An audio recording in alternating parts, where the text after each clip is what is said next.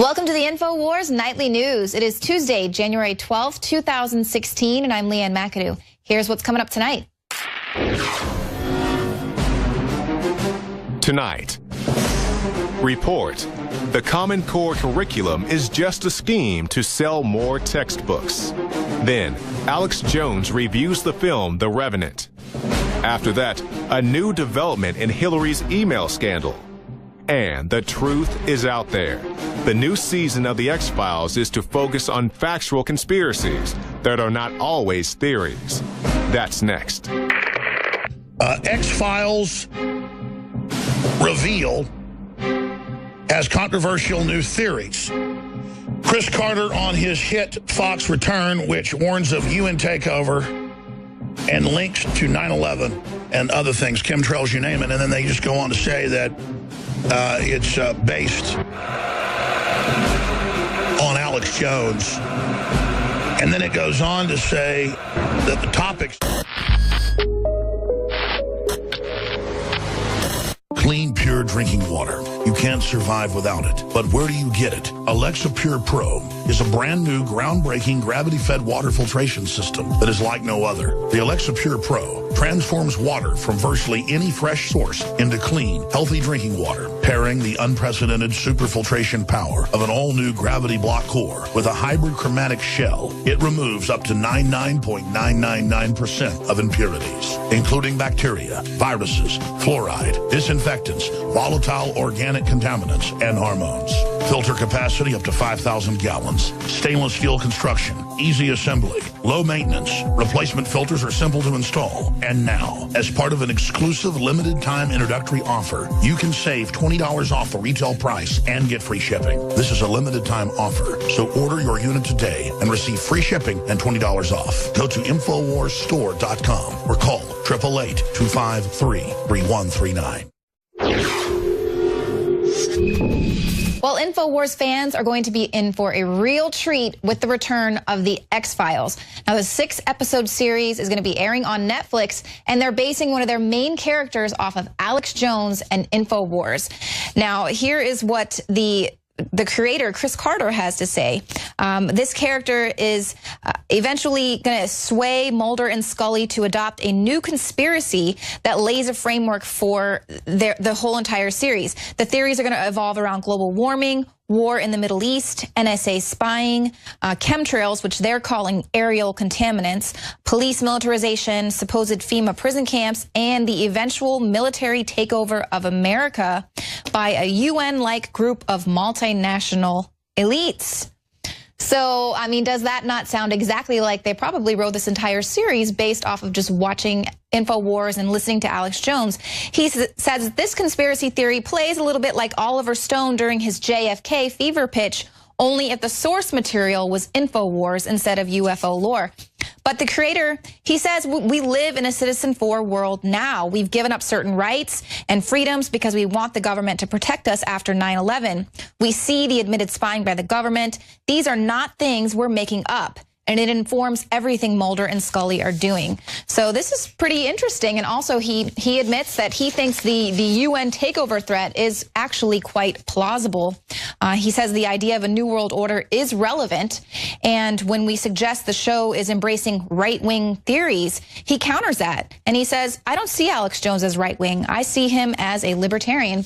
So this is going to be sounds like it's going to be a pretty good series, and I'm looking forward to it. It's actually going to return January 21st. We'll see if it ends up being a little bit more thought control. But coming up later in the show, Alex Jones is going to give his take on, what he sees as sort of this revival happening in Hollywood. As well, we're going to air an interview that Alex Jones did with Dean Haglund. He is obviously an actor there with the X-Files, but they spoke about 9/11 and an eerily similar lone gunman plot, which took place about 9 months before 9/11 actually happened. So that'll be coming up later. But now let's get to something that we also expose here a lot on InfoWars, George Soros and how he uses his money and power to influence politics. Well, this should be no surprise. Soros's Move On group has now gotten behind Bernie Sanders. They gave him the big endorsement. So he's the supposed outsider candidate. He is now being embraced by establishment Democrats. And this is, of course, because Clinton is sliding in the polls. So they, according to their website today, they said, with a record-setting 78.6% of the votes cast by the Move On membership, Senator Bernie Sanders has won MoveOn.org Political Action's endorsement for president with the largest total and widest margin in Move On history. So one of the reasons the group declares that it's backing Sanders is because his refusal to accept the status quo of the wealthiest Americans using their power to influence politicians, which, of course, is the exact same thing that George Soros does with his money and his power. And he props up groups like Move On to foment civil unrest and, of course, to influence politics. But it doesn't really matter what Sanders has to say. All of this rhetoric is meaningless because it's not going to run off the money changers there in politics. For proof of that, just look at the fact that the Audit the Fed bill once again failed in the Senate. So they're not going to be able to take these guys out. But let's talk about someone else who is, has no problem fomenting unrest, Hillary Clinton. Well, now we have a new email showing that Hillary was willing to foment Palestinian uprising for political gain. So this is a December 2011 email. A former U.S. ambassador to Israel, Thomas Pickering, was suggesting that Clinton consider a plan to restart the then stalled peace negotiations by kickstarting Palestinian demonstrations against Israel. Pickering described the effort as a potential game changer in the region, recommending that the U.S. undertake a clandestine campaign to generate unrest. Clinton requested that his email be printed out so she'd go ahead and, take a little look at it. And of course, we've seen George Soros doing these types of things as well. His groups there with the Arab Spring. Now, one of the reasons why I think that Hillary Clinton's polls are down and why they're getting behind Sanders is because of this FBI expanding their probe into public corruption there with Hillary Clinton. And just the simple fact is if this goes somewhere, she is going to take a lot of people down with her. Now, here is an interview that Alex Jones did today with Peter Schweizer. He is the Breitbart News senior editor at large, but he's also the author of Clinton Cash. He was one of the first people who really investigated these donations being made by foreign entities into the Clinton Foundation and how they were able to skirt the law.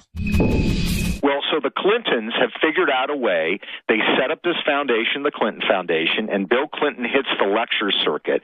And this is a way to circumvent that.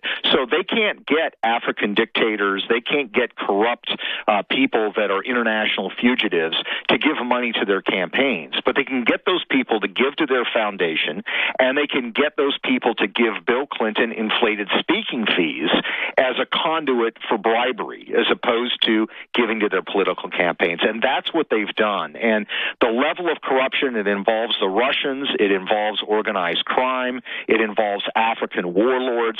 The people that the Clintons have taken money from is staggering and frightening. And what I chart in the book is the connection between the flow of money and an action that Hillary Clinton takes as Secretary of State. And when you see this pattern repeated over and over again, the only conclusion you can come to is these events are connected and these are in effect bribes.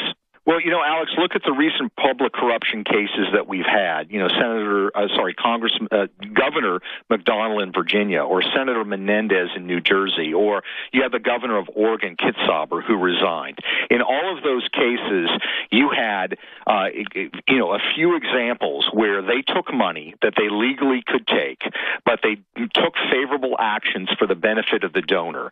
You've got the governor of Virginia, former governor, who's in jail because of that. You've got Menendez facing charges, and I think these individuals should have been charged. But my point is that what they did, the scale of what they did is small, very small in comparison to the widespread pattern of conduct that the Clintons have done.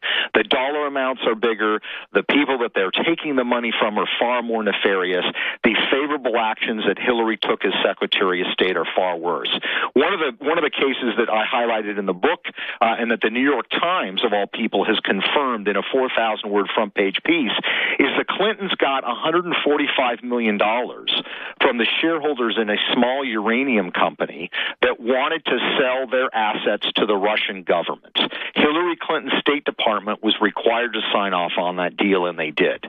So literally, Hillary Clinton's State Department gave about 20% of U.S. uranium assets in the United States to the Russian government. Unbelievable. And the Clinton Foundation got $145 million from the shareholders. In the I remember seeing that at Breitbart, and then Congress talked about it some, and it wasn't even a big deal, though. None of the other media picked it up. Think about that, folks. A foreign power getting our strategic uranium supply, if that isn't treason, if that isn't sedition, if that isn't espionage, if that isn't just industrial level espionage, I don't know what is. Could this be the Great Depression 2.0? Kit Daniels reports on the many red flags showing that the economy is worse off now than it was right before the 2008 financial crisis. The global economy is currently worse than it was right before the 2008 financial crisis. Now, here's 3 signs that the economy is teetering towards a 1929-style Great Depression. For one thing, the Saudis and OPEC in general are freaking out over the price of oil. Now, we know that OPEC for the past couple of years has been keeping the price of oil artificially low by keeping the supply artificially high in order to bankrupt American oil producers. But now we see the price of oil is going down to $20 a barrel, and now some experts even suggest it may even go down to $10 a barrel, which indicates that the price of oil is not just due to supply manipulation on behalf of OPEC. But what's going on is that the global demand of oil is collapsing, which indicates that the global economy is also collapsing. Number 2, for the past several years, China has been building what's called ghost cities, which are just completely brand new cities the size of Austin, Texas, of high rises and condos and streets and what have you, but they're completely unoccupied. And the reason China's been building these large cities that are completely devoid of human life is because they've been trying to build up their GDP, and they think through government spending on new construction projects that will do just that. But now what's happening is government officials in China are completely destroying these unused condos. Like, for example, a 27-story high-rise was built in China that was completed in last November, and now China is completely demolishing the building. So this is a clear indication that the Chinese economy the bubble in the economy is about to collapse entirely. It's going to take the global economy with it. And number 3, in the first week of January, the S&P 500 had its worst 5-day start since 1929. And the Dow Jones Industrial Average also had its worst start since 1897, which indicates that a global crisis worse than 2008 is just over the horizon. This is Kit Daniels with INFOWARS.com. Well, officials fear that an Arabic rape game has now spread to Europe. These are police. They're fearing a gang rape phenomenon known as Taharush Gamia in the Arab world. They've seen the attacks on women across German cities, and at New Year, they're fearing that it has now spread to Europe. The name of the practice translates to collective harassment, and it's carried out by large groups of men who sexually assault lone women, either by groping or in some instances raping them. The men first surround their victims in circles. Some then sexually assault her, while others, not directly involved, watch or divert outsiders' attention to what is occurring. Sometimes, of course, the victim is so terrified and in a state of shock, unable to respond, and then she's also robbed during the ordeal, which is, of course, something that a lot of the women were reporting that was happening to them on New Year's Eve. Now, a lot of apologists out there, of course, are going to say, oh, it's okay, it's just a rape game. It's not rape.